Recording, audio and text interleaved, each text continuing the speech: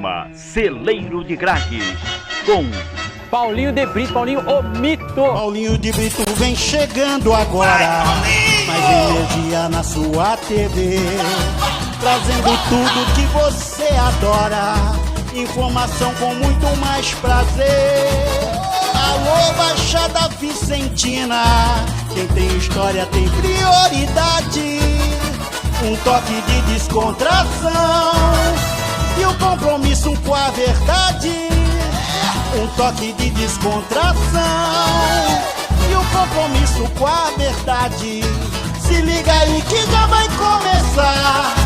Quem é destaque aqui tem seu lugar. Celeiro de Craques, futebol, paixão, entrevistando mais um campeão. Celeiro de Craques, futebol, paixão, entrevistando mais um campeão. Olá, como vai, amigo telespectador da Baixada Vicentina, do Brasil e do mundo? Estamos começando o programa Celeiro de Craques aqui pela TV Unisantos, canal 12net 40.1 digital, para toda a Baixada, Litoral Paulista e Vale do Ribeira. Hoje o programa não está sendo ao vivo, porque nós terminamos a nossa programação no último dia 8. Portanto, eu só resolvi fazer esse programa para desejar, em meu nome e em nome de todos os companheiros do Celeiro de Craques, de todos os comentaristas, um Feliz Natal e um próspero Ano Novo para você que nos honrou durante o ano de 2023. E aproveitando o ensejo, eu gostaria de dar 2 pitacos sobre 2 assuntos. Primeiro, a aposentadoria da camisa do Pelé no Campeonato Brasileiro da Série B. No Campeonato Paulista, a camisa 10 vai ser usada normalmente. No Campeonato Brasileiro da Série B, o Marcelo Teixeira ele resolveu banir a camisa 10 na Série B. Eu até acho legal, mas não acho justo, porque... E os outros, que também honraram, dignificaram a camisa do Santos. E o outro assunto é sobre o Carille que foi contratado para ser treinador do Santos Futebol Clube. Nada contra o Carille, é um bom profissional, inclusive conseguiu nos tirar da Série B, né? O ano passado, ele teve essa proeza e depois acabou saindo do Santos Futebol Clube por incompetência do antecessor do Marcelo Teixeira, que eu nem vou falar o nome dele. Eu acho que o Conselho Deliberativo do Santos deveria banir o seu nome do quadro de presidente do Santos. Inclusive deveria tirar a foto, né? Que normalmente fica a galeria das fotos dos presidentes anteriores. Ele deveria ser banido, com todo respeito à pessoa humana. Eu estou falando do presidente que exerceu a função de dirigente maior do Santos Futebol Clube e acabou maculando a história do Santos, que o Santos, todo o torcedor do Santos se auto-intitulava incaível, a gente tinha esse orgulho e, de repente, ele conseguiu essa proeza de levar o time do Santos para a segunda divisão. Agora só fica o Flamengo e o São Paulo no Campeonato Brasileiro, com esse título de nunca ter caído. Se bem que o São Paulo, no Campeonato Paulista, aqui no estado de São Paulo, com certeza o São Paulo também já caiu no Campeonato Paulista em 1990. Isso é inegável, é irrefutável. São Paulo acabou caindo. Mas eu gostaria de falar desses 2 assuntos. Primeiro, parabenizar o Marcelo Teixeira pela sua eleição. Eu, particularmente, não sou sócio do Santos, deixei de ser sócio em 1978, quando comecei praticamente a militar no jornalismo. Eu me formei em 84, mas 78, 79, 80 já escrevia para o São Vicente Jornal a respeito do futebol varziano. E também, obviamente, do Santos Futebol Clube, então entendi que deveria separar o joio do trigo, né? Eu sou torcedor do Santos e tenho que ter aquela independência de fazer críticas ou elogios, como faço até hoje a respeito do meu time de coração, que é o Santos Futebol Clube e também o São Vicente Atlético Clube, que nasceu umbilicalmente ligado ao Santos, da homenagem ao grande Luiz Macedo Matoso, o popular feitiço, que um grupo de torcedores do Santos, do São Vicente Atlético Clube, acabaram homenageando o feitiço, colocando o nome de Feitiço Atlético Clube, tá certo? Então, eu quero dizer, parabenizar ao Marcelo Teixeira, que eu apoiei no Facebook e também o apoiei no YouTube, defendendo a sua candidatura como o melhor candidato melhor para o Santos Futebol Clube, com todo respeito aos demais candidatos. Eu acredito que o Marcelo Teixeira vai recolocar o time do Santos no seu devido lugar, ou seja, em 2025, o Santos voltando para a Série A do Campeonato Brasileiro. Oxalá isso aconteça e tenho certeza que ele tem competência, porque eu acredito que o Marcelo Teixeira, junto com Atier Jorge Cury e também com o Modesto Roma pai, eles foram inegavelmente, indubitavelmente, os melhores presidentes da história do Santos. Ainda coloco um adendo: o Marcelo Teixeira, além de ganhar títulos, edificou patrimônio. Portanto, ele inegavelmente, durante 10 anos, foi um grande presidente e tenho certeza que fará uma boa administração, recolocando o Santos no seu devido lugar. Só para lembrar, só para ressaltar que o pessoal tem memória curta, o Laô foi presidente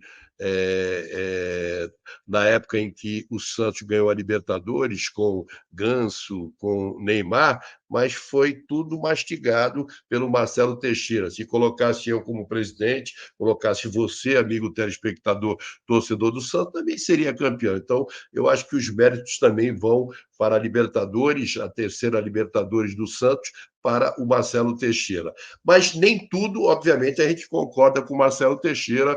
Eu gosto muito do trabalho dele, ele é um cara bacana, um cara legal, um cara sensacional, um grande administrador de sucesso, mas tem coisas que também acaba errando. No quesito da camisa 10 não participar da campanha da Série B em 2024, eu até concordo. Contudo, e os outros?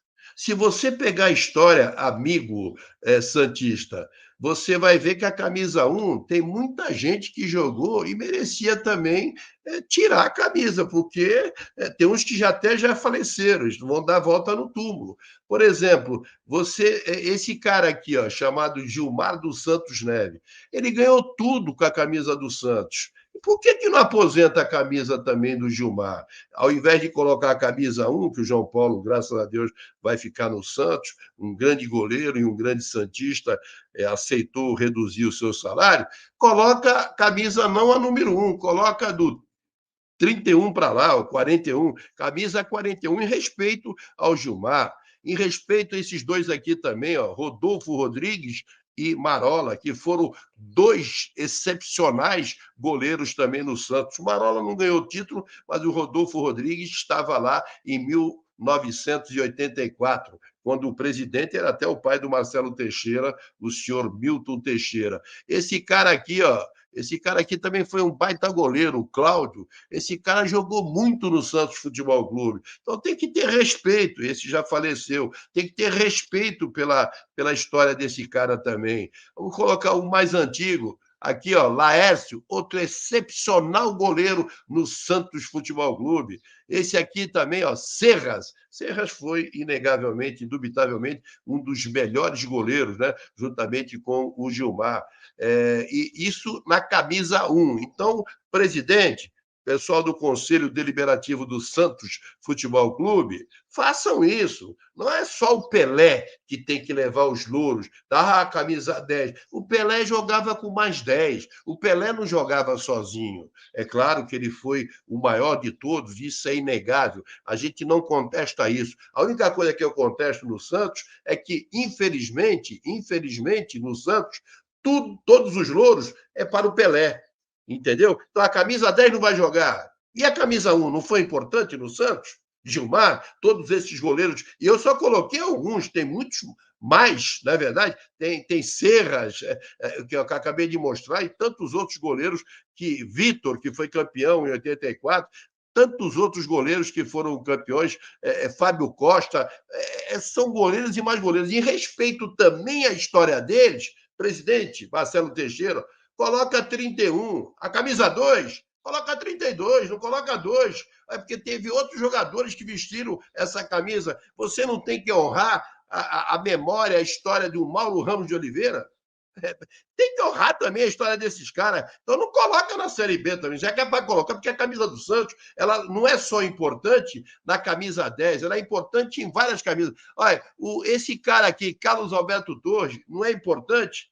Tricampeão pela seleção brasileira e jogou no Santos também, ganhou vários títulos no Santos Futebol Clube com a camisa 4. Enfim, esse cara aqui, ó, José Eli de Miranda, Zito, que inclusive tem uma estátua, graças até ao Marcelo Teixeira, que fez essa homenagem, que o Marcelo gosta de fazer homenagem para os ídolos, mas tem que esquecer um pouco, não esquecer o Pelé. É claro que o Pelé tem um capítulo a mais quando se fala de Santos Futebol Clube, mas o time não é Pelé Futebol Clube, o time é Santos Futebol Clube.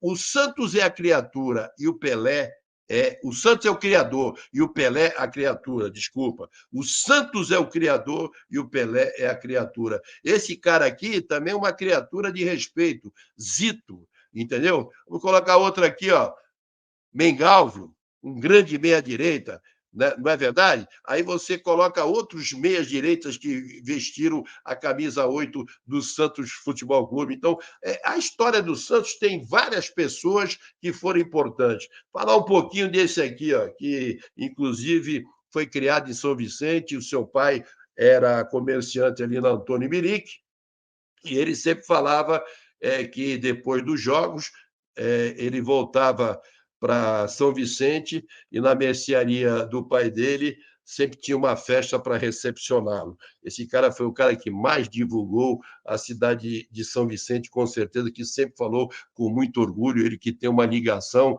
tinha, né, que infelizmente o Continental não existe mais, foi vendido, um cara excepcional. O Neymar parece que ligou para o Marcelo Teixeira e falou: ô, presidente, em 2025 eu estou voltando, também aposenta a camisa 11. O Neymar, com todo o respeito, que você é um cara que joga muito, tomara a Deus que você consiga voltar para o Santos. Eu só acredito vendo, eu sou igual ao Santo Tomé, eu já vi muita gente beijar a camisa do Santos e depois, quando era para voltar para o Santos, foi jogar no Atlético Mineiro e etc, que é o caso do Robinho e tantos outros, Ganso. Vocês beijam a camisa e depois visam só La Plata, grana, entendeu? Essa que é a grande verdade. Então, a camisa 11 teria que ser aposentada também por causa desse senhor aí, ó, José Macia Pepe. Não por sua causa, Neymar, com todo respeito. Também por sua causa, mas em primeiro lugar, o Pepe. E depois, outros jogadores, Tite, Abel, Edu, que para mim é o maior ponto esquerda da história do Santos Futebol Clube. O Pepe, com certeza, o Pepe é um cara que a gente tem que tirar o chapéu, que é o segundo maior artilheiro da história do Santos. A gente não nega isso, mas em termos de habilidade, para mim, o Edu foi até mais jogador do que o Pepe. Contudo, a história do Pepe no Santos, ela suplanta a história do Edu, e não obstante o fato do Edu também ter beliscado vários campeonatos, mas o Pepe foi bicampeão pela seleção, bicampeão pelo Santos, então a história do Pepe, com certeza, é uma história rica, ela chega perto da história do Pelé. Então, o jogador de maior importância é o Pelé, é inegável. O segundo, no Santos, para mim, é o Pepe. Inclusive, São Vicente recentemente fez uma homenagem ao Pelé ali no Pier, ali na praia do Gonzaguinha, Pier do Pelé. O prefeito de São Vicente, ele errou grandão, ele tinha que homenagear ou o Pepe ou o Vladimir Marques, não o Pelé. Mas o pessoal gosta só de homenagear o Pelé, fazer o quê? Então, essa camisa 11, ela é importante por causa desse cara aí, né? Essa aqui é a pura verdade. E os outros também, Tite, Edu, Abel, enfim, tantos que vestiram a camisa do Santos. E o Santos é um time predestinado, é um time iluminado, por quê? Porque ele tem vários jogadores que vestiram o manto sagrado do Santos, que merecem a mesma honraria que o Pelé vai receber no campeonato da Série B do próximo ano. Então, tira todos, pelo amor de Deus, não fica só com uma camisa só. O torcedor tem que ver lá, camisa 1, 31, camisa 2, 32, camisa 3, 33 e por aí vai até a ponta esquerda. Esse cara aqui, ó, que está com o Pelé, o Coutinho, tem camisa 9 mais importante do que ele? Pode ter igual. Ele não foi, durante a época de ouro do Santos, junto com o Pelé, junto com o Pepe, junto com o Durval, junto com o Zito, junto com o Mauro Ramos de Oliveira, Calvé, Geraldino, tão importante quanto? Aí a camisa 9 pode jogar? Ele vai dar a volta no túmulo. E o Coutinho falava a verdade, ele falava na lata, ele não tinha conversa fiada com ele. Então a camisa dele é tão importante, a camisa 9 é tão importante quanto a camisa 10 do Pelé. É isso que eu não consigo entender no Santos Futebol Clube, tá certo? Outro camisa 9 importantíssimo, tá aí, ó, o Toninho Guerreiro. Ele foi o único jogador pentacampeão paulista. Ganhou 3 títulos pelo Santos e 2 pelo São Paulo. Seguido. A camisa dele não é importante no Santos. Lá no São Paulo, eles reverenciam. Aqui, passa batido. Eu acho que realmente esse pensamento tem que mudar no Santos. Não é só o 10. São todos que vestiram a camisa com dignamente, ou seja, com méritos. Há um número 5 aí, que também merece todo o respeito, o do Aldo Tavares Santana, o Corró, que começou na Sociedade Esportiva Barreiros, né, e jogou pelo Santos, foi tricampeão em 1970. A camisa dele não é importante. É claro que o 5 mais importante no Santos é o Zito, mas ele também não é importante. O Dema não é importante. Pelo amor de Deus. Na verdade, tem jogadores no Santos que são importantíssimos, entendeu? E não se dá esse valor, por quê? Só dá para o 10? Não concordo. Está aqui, ó, Edu, para mim, eu sou suspeito de falar do Edu, porque eu acho que ele é o maior ponta esquerda da história do Santos Futebol Clube. Esse cara é o cara mais injustiçado que teve, não em termos de Santos, em termos de seleção brasileira. Foi convocado em 66, aquele tumultuado time, parece que foi convocado mais de 100 jogadores, ele não teve espaço. Em 70, nas eliminatórias contra o Paraguai, a jogada foi dele, gol do Pelé, que classificou o time do Brasil para disputar a Copa do México de 70, a jogada foi dele. Ele foi considerado o melhor jogador das eliminatórias. Lamentavelmente, o Saldanha, por motivos políticos, acabou sendo sacado, entrou o Zagallo, aí o Zagallo acabou tirando o Edu e colocando o Rivelino, e o Edu, lamentavelmente, perdeu a posição. Mas eu acredito que em 70, se ele jogasse, o Brasil também seria campeão, até porque o Rivelino, na meia esquerda, um baita jogador, um grande jogador, sempre gostei do Rivelino, mas na ponta esquerda o Rivelino não pagava placê, tinha que engraxar a chuteira, obviamente, do Edu, tá certo? Outro cara que merece respeito, tá aí, ó, Léo, que inclusive parece que faz parte agora do governo do Marcelo, da administração do Marcelo Teixeira, e graças a Deus que o Marcelo Teixeira, lá atrás, tinha o Zito como consultor, tinha o Clodoaldo como consultor, e eu espero que o Léo, juntamente com o Elano, sejam os conselheiros futebolísticos do Marcelo Teixeira. Eu até acho que todo presidente, talvez o antigo presidente, o antecessor do Marcelo Teixeira, que eu não vou falar o nome mais desse cara, vou fazer igual Edu, não falo o nome do Zagallo, e ele tem toda a razão. Tem que banir o nome desse antecessor que administrou o Santos e maculou a história do Santos para a segunda divisão.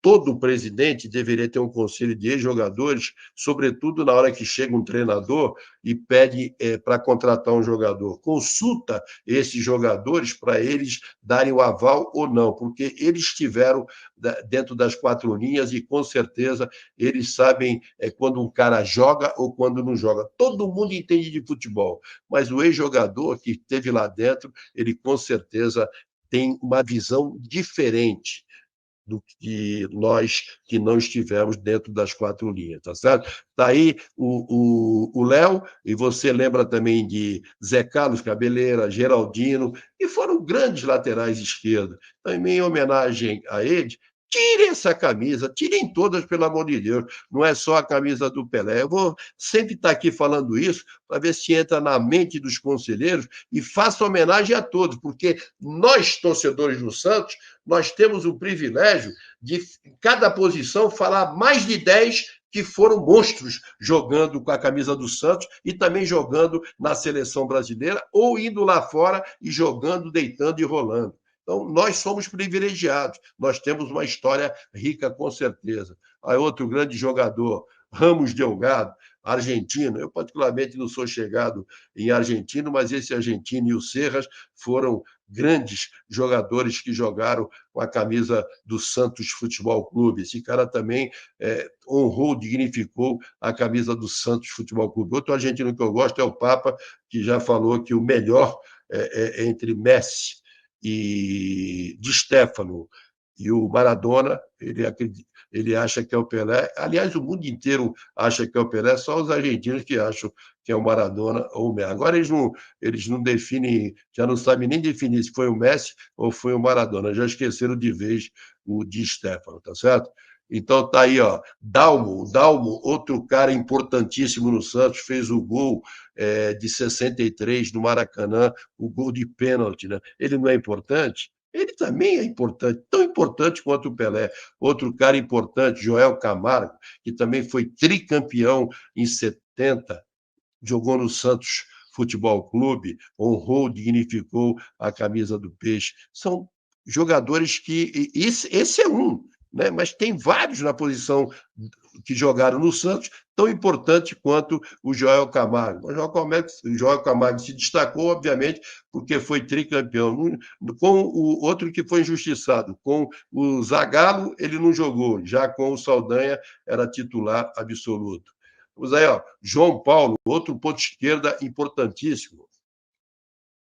Papinha da Vila, esse cara também em 78, junto com Pita, junto com Juari, Claudinho, Gilberto Costa, esses caras foram importantíssimos também com a camisa do Santos, então tem que honrar a memória deles também. Tá aí, ó, Juari, um centroavante que marcou época no Santos, foi campeão do mundo pelo Porto.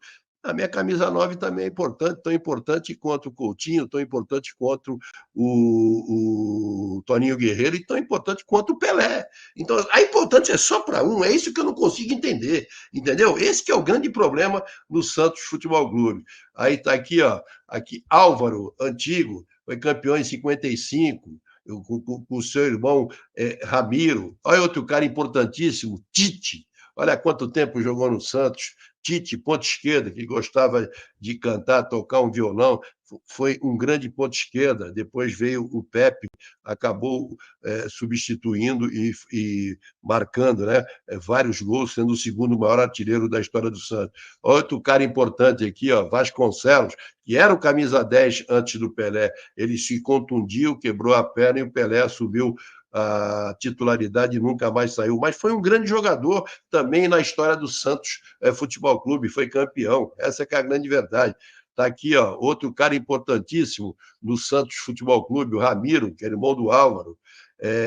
Esse meia esquerda aqui, ó, garoto da Vila, o Pita, que nasceu no Rio de Janeiro e foi criado em Cubatão, ali no Casqueiro, grande jogador, grande meia esquerda, juntamente ali com o Ailton Lira, dois excepcionais meia esquerda, tão importante quanto na história do Santos, quanto o Pelé. Quando eu falo tão importante, porque vestiram a camisa e foram bons de bola, foram craques. É claro que o Pelé está no patamar. Eu sempre gosto de separar o joio do trigo, mas eu não estou falando aqui depreciando o que o Pelé fez. Estou falando que não pode colocar só o Pelé no pedestal e esquecer os outros, porque o futebol se joga com mais 10. Eu penso dessa maneira. Aí, ó, Nilton Batata, que está nos Estados Unidos, também foi um grande ponta-direita no Santos. E aí? Ele também não merece que aposente a camisa 7, assim como o Durval, Caneca. Lembra daquela jogada do Caneca, aquele chapéu carambola que deu para o Toninho Guerreiro? O Toninho Guerreiro complementou aquela jogada linda que ficou na retina, na história do futebol. Foi do Caneco, o Caneco também foi importante. Aí o Serginho Chulapa, poxa, esse 84, esse cara é tal qual o Toninho Guerreiro, ídolo no São Paulo e ídolo no Santos. Só que o coração dele, obviamente, é santista. Em 84, nos deu aquele título na jogada Humberto e Zé Sérgio, jogada tricolor, né? Que o senhor Milton Teixeira contratou esses 3 jogadores, e o Serginho fez aquele gol contra o Corinthians, aquele título memorável, onde o Morumbi tinha 70% de torcedores do Santos, e dizem que o Santos não tem torcida. Eu não consigo entender essas coisas também. Ele também não é importante na história do Santos? Tão importante quanto o Pelé? Então aposenta também a camisa 9, né? Por causa dele e tantos outros. Daí o pessoal aí, ó, veja bem, ó, Gilberto, Ailton Lira, Pita, João Paulo e o Batata. Esse quarteto aí também não foi importante. Gilberto também foi campeão, jogou no São Paulo e jogou no Santos. Não foi lá um grande lateral esquerdo, tecnicamente, mas foi campeão no Santos Futebol Clube. E aí o Ailton Lira, esse também teve a simplicidade de tirar a 10 e dar a 10 para o Pita e ficou com a 8. Não é verdade? A 8 de Mengalvio.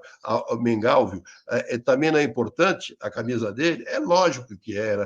Aqui o pessoal de 1935, que foram campeões, esses caras não são importantes? O Santos foi fundado, meu amigo, no dia 14 de abril de 1912, quando o Titanic afundou e o Santos emergiu para a glória. Esses caras não são importantes? O primeiro técnico do Santos era o Bilu. Esses caras não são importantes? Eles são importantes, sim. Está aí o nome deles aí na camisa.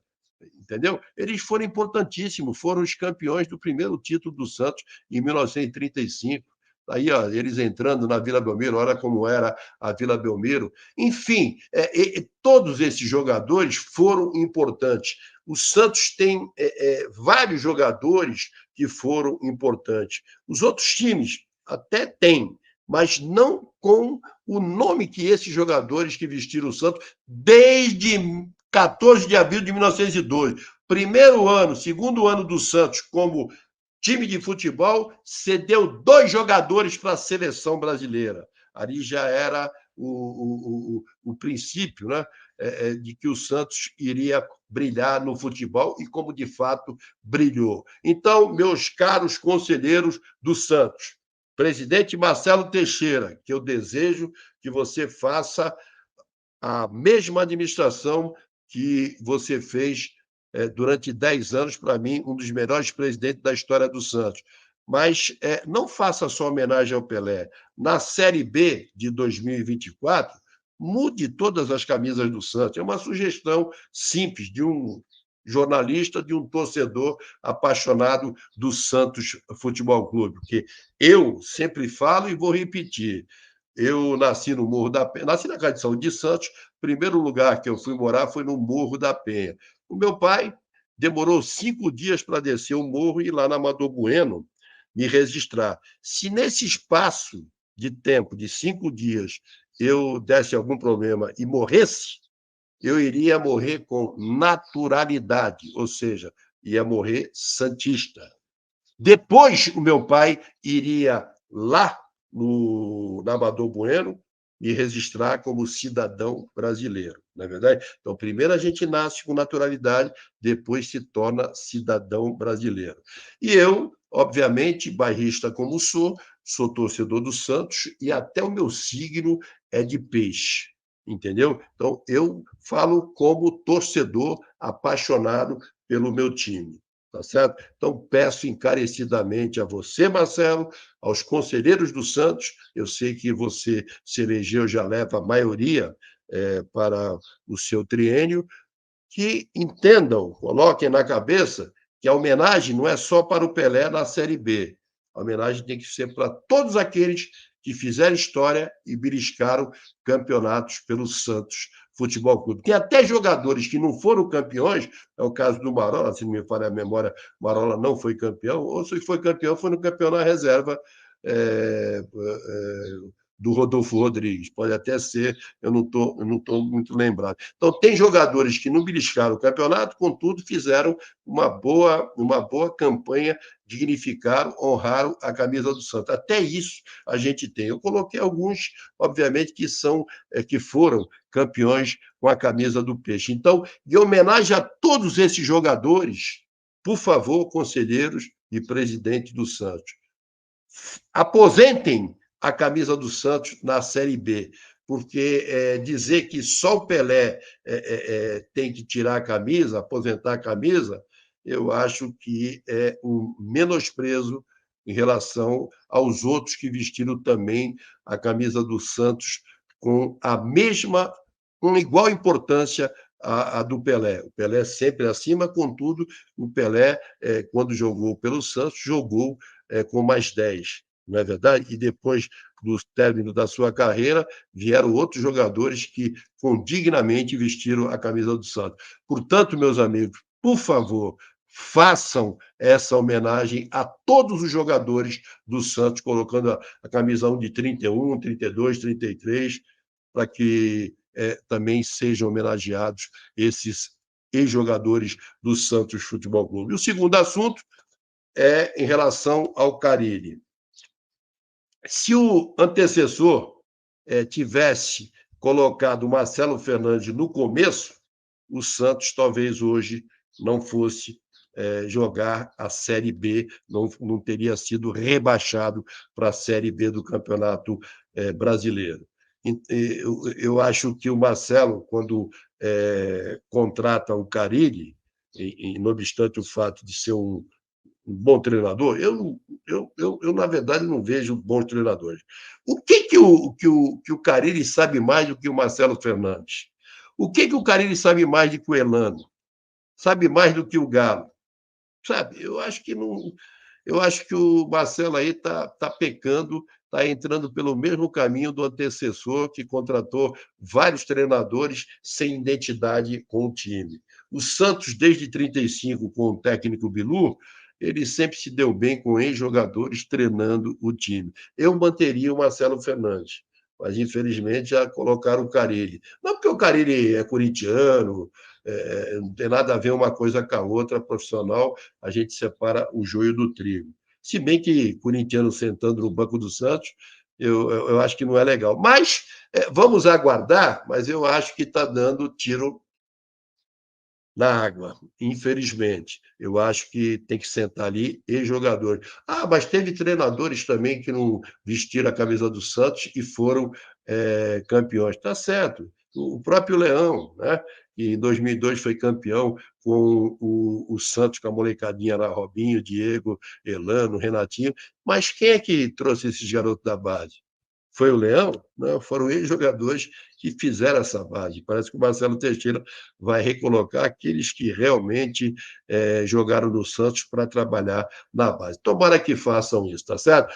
Eu fico por aqui, desejando boas festas em meu nome e em nome da equipe do Celeiro de Craques, e agora vocês vão ficar com uma história de vida do pároco, do padre Cláudio Schering da Silva, que tem uma história bonita, uma história sensacional de vida, e vai ser a nossa mensagem de boas festas de Natal e Ano Novo aqui do Celeiro de Craques. Assisti um pouco da vida do Padre Cláudio, fiquei sensibilizado, tem até uma parte em que uma pessoa vê a Nossa Senhora quando ele teve o problema do Covid, uma história realmente sensacional. Assistam, na sequência, a história, um pouco da caminhada do Padre Cláudio Schering, ele que também é diretor aqui da TV Unisan. Boas festas e até janeiro, quando voltaremos com o programa Celeiro de Craques, das 22 às 23, sempre ao vivo. Fique com Deus.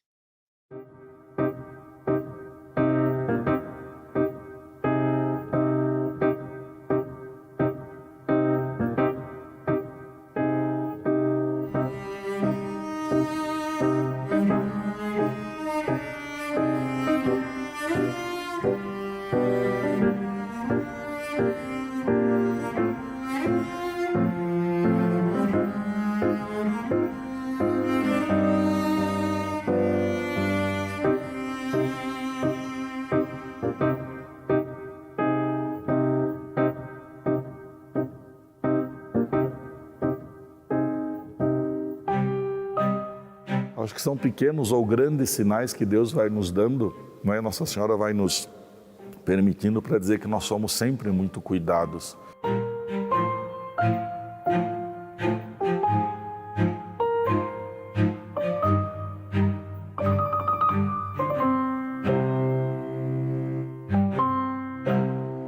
Eu nasci no Rio Grande do Sul, não é? Numa pequena colônia alemã chamada Sapiranga, que faz parte do Vale dos Sinos. Hoje é a Diocese de Novo Hamburgo e na época era a Arquidiocese de Porto Alegre. Nós tínhamos uma figura muito forte naquela época, que era o cardeal Vicente Scheder.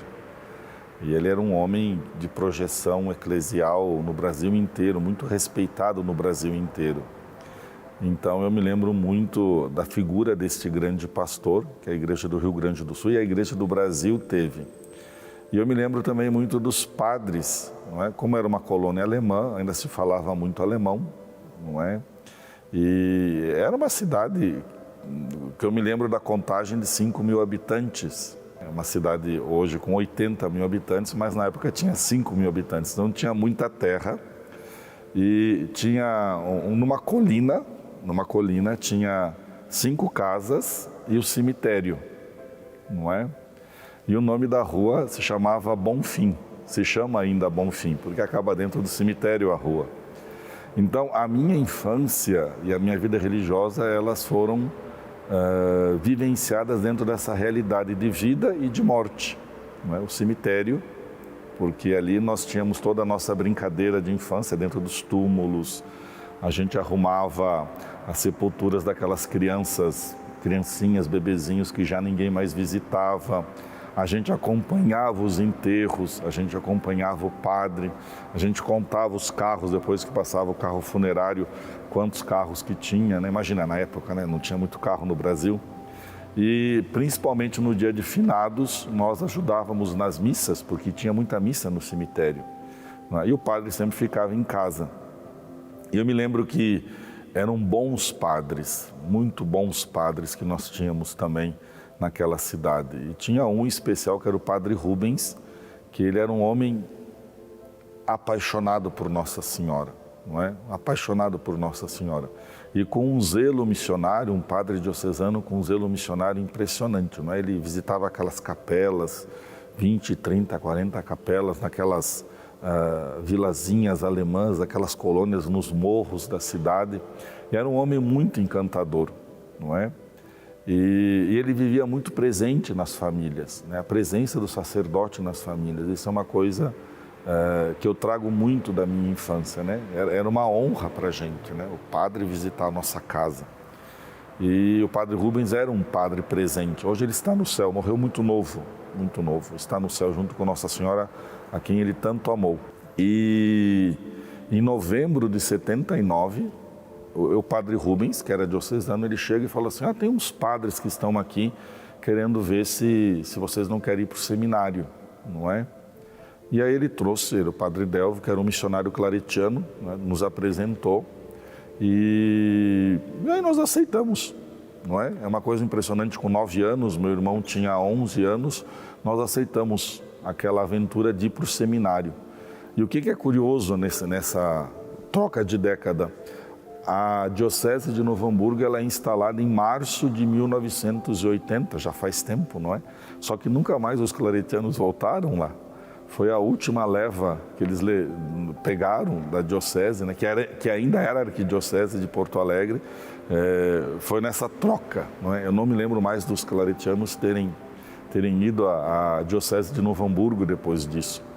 Então eu sempre digo que ali Nossa Senhora, naquele alvorecer da Arquidiocese de Porto Alegre, com aquele tamanho de terreno, não é, que tinha, de território que tinha, os claretianos foram ali. O padre Rubens, um amante de Nossa Senhora, até porque a congregação claretiana é uma congregação, né, que está alicerçada no coração de Nossa Senhora, no coração de Maria, né? Então eu sempre vejo muita intervenção de Nossa Senhora ali, não é?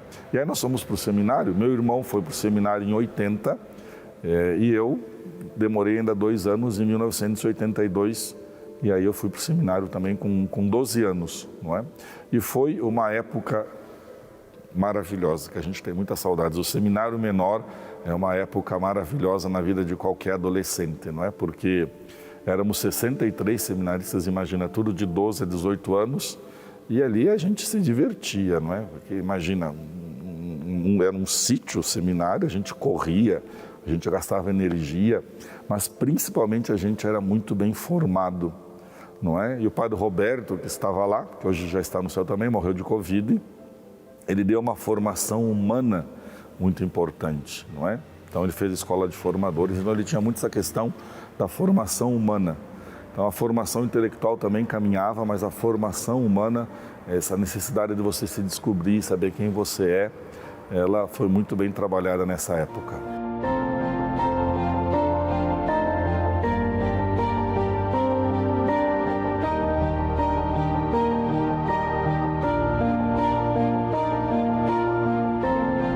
As coisas mais impressionantes na vida vocacional de qualquer um dos chamados, todos nós, né, somos chamados, mas isso que nós entendemos como vocações específicas são esses momentos em que a gente tem crise, não é, na decisão. E era muito curioso que 63 seminaristas, jovens vindo de todo o Rio Grande do Sul, também de colônias italianas, essa era a nossa realidade, era uma realidade de um tempo de muita descoberta, de muita aventura. Então, essas crises, elas passavam de uma forma muito tranquila, não é? Passavam de uma forma assim muito serena. E claro que dessa turma de 63, apenas 3 se ordenaram padres, não é? E hoje apenas 2 continuam como sacerdotes, atuantes. Então, tem um mistério nesse chamado, tem um mistério que a gente não consegue compreender, porque eu olhava para os meus colegas e eu dizia assim, meu Deus, eles são ótimos, eu não sou nada, eles são perfeitos, gênios nós tínhamos ali, gênios da música, gênios na capacidade intelectual, de aprendizado, gênios de esporte. E aí é curioso que Deus vai escolher o mais frágil de todos, o mais débil de todos, não é? Isso é uma coisa que até hoje ainda não entendi muito bem. Espero um dia na eternidade que a gente possa bater um papo com o Senhor da Messe para ver por que ele faz esse tipo de escolha. Mas eu sempre tive muita certeza que aqueles 60 eram muito melhores do que eu, não é? Mas fomos caminhando, não é? Fazendo a caminhada vocacional. No momento de decisão, algo que me custa muito ainda sempre foi o deixar a família. Vejam que naquela época o seminário ele não ficava muito distante, era 40, 50 quilômetros, mas 40, 50 quilômetros naquela realidade daqueles tempos eram milhões de quilômetros, não é? E o seminário ele tinha uma formação muito estrita, né, no sentido de ir poucas vezes para casa. Havia uma ideia que eu acho muito interessante, que o seminário é sua casa, não é? Então nós tínhamos toda esta cultura do carinho pela instituição, pelo seminário, mas é claro que as saudades da família, ela batia muito. Então eu me lembro que quando eu fui para o seminário em fevereiro de 82, até maio, junho, eu relutei muito em não ficar, não é? Eu não queria ficar, eu queria voltar para casa, porque as saudades, ela me era muito forte, muito intensa. E nós podíamos ir para casa em festas grandiosas, Páscoa, Dia das Mães, poucas vezes ao longo do ano, né? Eu me lembro que quando fui para o Dia das Mães, eu já não queria mais voltar para o seminário, né? Voltei, muito como o Padre Zezinho diz, saí sorrindo e assobiando para não chorar, não é? Mas eu sempre chorava, não é? Ainda choro até hoje, ainda quando eu deixo. Então, este afastamento da família me custou muito e me custa muito ainda hoje, não é? Então, acho que é algo assim que a gente penetra muito na palavra de Jesus quando ele diz: você deixa pai, mãe, irmão, não é? Família, mas você vai ganhar outros tantos. Isso é uma realidade, isso eu posso testemunhar hoje. Mas isso não se faz sem um preço muito grande dentro do seu coração, né? Deixar os seus, deixar a sua realidade. E uma coisa que a gente também tem que tentar entender, né? Porque imagina, nós nos conhecíamos dentro daquela colônia. Uma colônia era uma grande comunidade. Então você estava deixando toda uma realidade de afetos, de laços, para tentar construir com outros tantos que você nem sabia de onde vinham, não é? Então isso me custou muito. Mas o secretário da minha paróquia, ele, que hoje nem sei se vive ainda, era um rapaz contratado lá na paróquia, ele disse uma frase muito simples que me chamou muita atenção. Ele falou assim: olha, tu vai, se tu não gostar, tu volta. Eu disse: simples assim, não é? E eu costumo dar esse conselho para muitos que vão para o seminário hoje: olha, tu vai, tu faz a experiência, se não gostar, tu volta, simplesmente, não há drama em ir fazer a experiência e voltar para casa, não é? Na época existia, sair do seminário era algo assim, muito pesado, viu? Eu me lembro que alguns colegas, eles foram expulsos do seminário pelo comportamento, né? Então, ser expulso era algo terrível, não é? Era algo assim muito vexatório, não é? Mas todos eles, depois passado um tempo, voltavam para agradecer muito por aquilo que eles tinham recebido.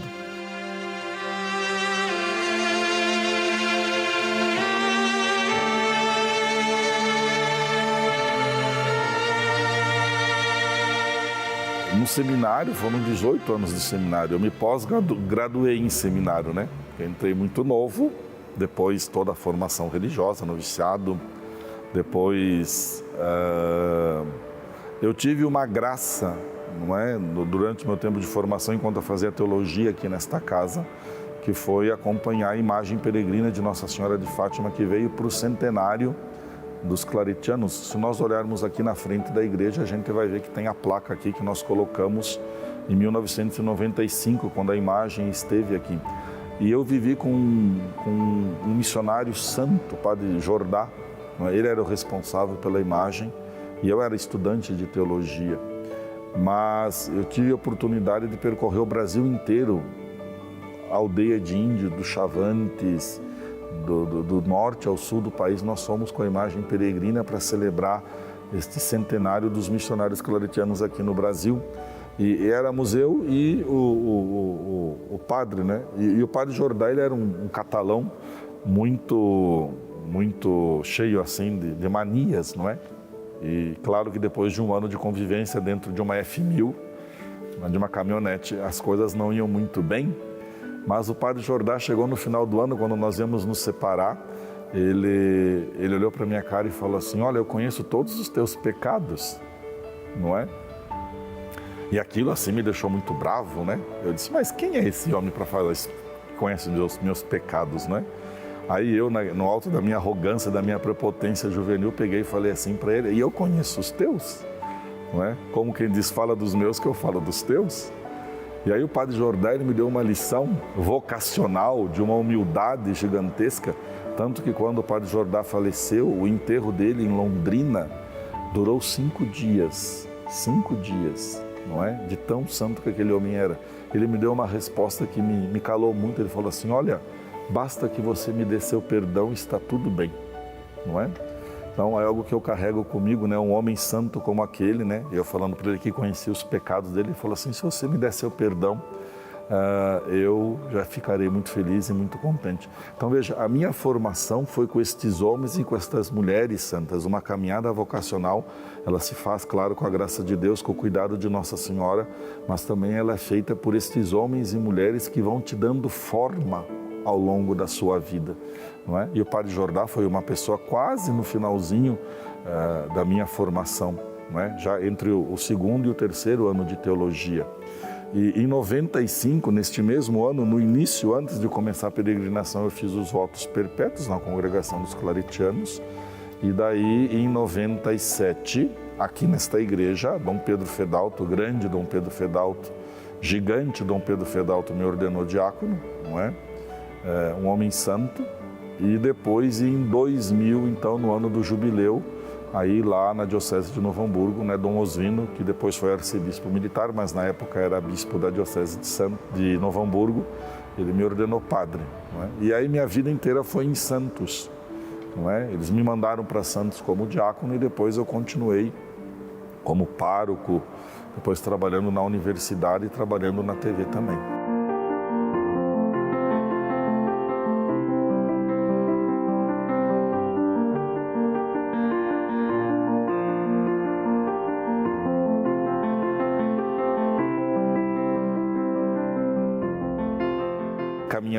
Caminhando, né? E eu tive novamente pessoas maravilhosas, né? Eu morava com dois padres, um de 90 anos e outro de 80 anos. Eu tive que caminhar também com padres idosos e cuidar dos padres idosos. Isso para mim também é algo que me ajudou muito nesse tempo de paróquia, que eu fui pároco lá em Santos, né? Só que o término desta jornada foi muito interessante, porque ela foi com a Covid. E o padre, esse de 80 anos, ele estava com 84 anos, ele morreu de Covid, não é? Ele pegou, e ele era muito teimoso, ele não queria ficar resguardado, ele queria sair, e ele saía, ele ia para tudo quanto era lugar, contra a ordem do bispo ele mantinha a igreja aberta, eu brigava com ele, mas não tinha jeito. Bom, ele se contaminou e contaminou, acabou me contaminando também, não é? E eu fiquei um período muito grande no hospital, fiquei 3 meses no hospital, né, entubado, mais de mês, não é? E aí, o que aconteceu foi que minha família subiu para me cuidar, meu irmão, minha irmã. Meu irmão acabou ficando e ele ficou comigo até 1 semana, 2 semanas antes de sair do hospital, já estava para ter alta, só que ele se contaminou e morreu em Santos de Covid, não é? Então ele morreu em 15 dias. Então isso foi algo assim bastante interessante também de vivenciar essa experiência do Covid e a experiência do pós-Covid também, porque aí eu tive um problema de tetraplegia passageira por causa da UTI, então eu fiquei quase 1 ano sem me mexer, não é? Então dependia de tudo das pessoas para carregar, para ir para banheiro, tomar banho, não é? E depois que saí, 1 mês depois ainda tive um infarto pós-Covid, não é? Então, mas nada disso faltou à mão de Deus, a graça de Deus e os bons amigos, não é? E não é a primeira vez que eu falo isso na TV Evangelizar. E depois o meu irmão, porque eu tinha brigado com ele, fazia 10 anos que eu não conversava com ele. Não é? 10 anos que a gente não se conversava mais. Meu irmão deixou tudo, a gente brigado, e ele veio me cuidar. Não é? Então ele me tirou da UTI e até o dia que ele morreu, ele pegou daí em 15 dias, depois de 2 meses me cuidando, em 15 dias ele morreu lá em Santos, né? Morreu longe da família, morreu longe dos filhos, do neto, para me cuidar. Então é uma coisa que me emociona demais, não é? E Nossa Senhora me deu essa chance de fazer as pazes com meu irmão.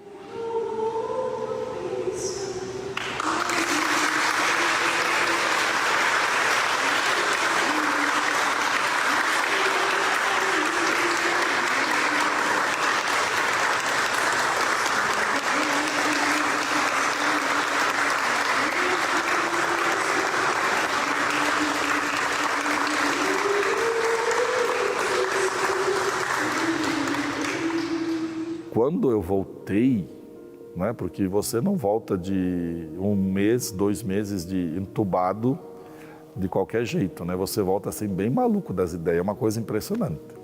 Não vi luz, não vi nada, viu? Antes que me perguntem. Mas o que as pessoas me diziam, olha, eu rezei por você, eu rezei por você, eu rezei. De repente o Brasil inteiro tinha rezado por mim. Eu digo assim, gente, mas eu fui tão quietinho para o hospital, você nem sabia que ia acabar entubando, né? Mas houve uma comoção neste Brasil de meu Deus, que é uma coisa que me assusta até hoje, sabe? Pessoas de outros credos, pessoas que não tinham fé nenhuma disseram, olha, eu não acredito em nada, mas eu fiz uma oraçãozinha por você. Então, isso é uma coisa muito impressionante. E eu encontro pessoas até hoje, eu vou andando, você não é aquele padre que aconteceu isto, né? Então, a força da oração acho que me tirou da UTI. Eu acho que eu devia ter morrido naquela época mesmo, né? Não morri porque eu acho que tanta gente que rezou que Deus falou assim, tá bom, vou deixar um pouco mais de tempo aí, não é? Mas não de qualquer jeito. E algo que eu acho bom contar também, eu já contei também aqui na TV, é que uma senhora, ela me contou isso só uma vez. Veja que eu não sou muito crédulo destas coisas, nem preciso destas coisas para me manter na caminhada. Mas ela disse que, isso ela veio lá no Santuário São Judas, onde eu ajudo hoje. Ela veio e disse, olha padre, aconteceu deste jeito. Meu pai não é um homem de fé, meu pai não é um homem de oração, não tem vida religiosa nenhuma, mas no período em que o senhor estava na UTI, ele teve que fazer um procedimento no pulmão, teve que fazer uma drenagem, que era uma coisa de emergência, então ele foi fazer e foi tudo muito bem, só que ele precisou ficar 1 dia, 2 na UTI. E quando ele foi para a UTI, o seu leito, o senhor já tinha passado na fase Covid, então o senhor já estava na UTI geral, o senhor estava entubado bem na frente do leito dele, não é? E como meu pai estava muito agitado, o médico permitiu, ele já estava para ter alta da UTI, mas ele permitiu, né, esta filha que ficasse na UTI com ele, não é? E ela me disse assim, olha, se o senhor perguntar para ele, ele vai lhe relatar deste jeito que eu estou contando, né? E ela frisou, meu pai não é um homem de religião, não é um homem de fé, não é um homem de nada. Mas ele olhava para mim e dizia, Nossa Senhora está ali naquele leito, sentada, ele dizia, não é? Dizia, você está vendo Nossa Senhora ali, sentada ali do lado daquele leito? Não é? E a filha falava, não pai, quem está ali é o Padre Cláudio. Ele dizia, não, Nossa Senhora está sentada ali, não é? Então, acho que são pequenos ou grandes sinais que Deus vai nos dando, não é? Nossa Senhora vai nos permitindo para dizer que nós somos sempre muito cuidados, não é? Quem cuida, ou melhor, quem ama, cuida, né? O amor, ele tem que ser algo muito concreto. Então, foi nesses momentos que eu senti, como eu disse, mais uma vez a proteção escandalosa de Nossa Senhora, não é?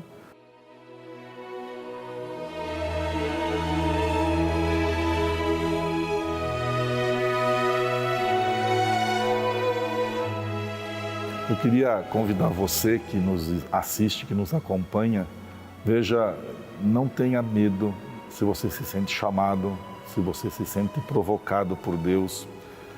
Lembre que Jesus, ele precisa dos teus braços, precisa das tuas pernas, ele precisa do teu olhar, precisa da tua voz, ele precisa dos teus ouvidos, ele precisa do teu carinho para chegar às pessoas nos dias de hoje. Tantas pessoas que Jesus quer abraçar e acarinhar, e ele conta com você. Você hoje pode ser os braços de Jesus, as pernas de Jesus, a doce voz de Jesus, o coração de Jesus para chegar até estas pessoas.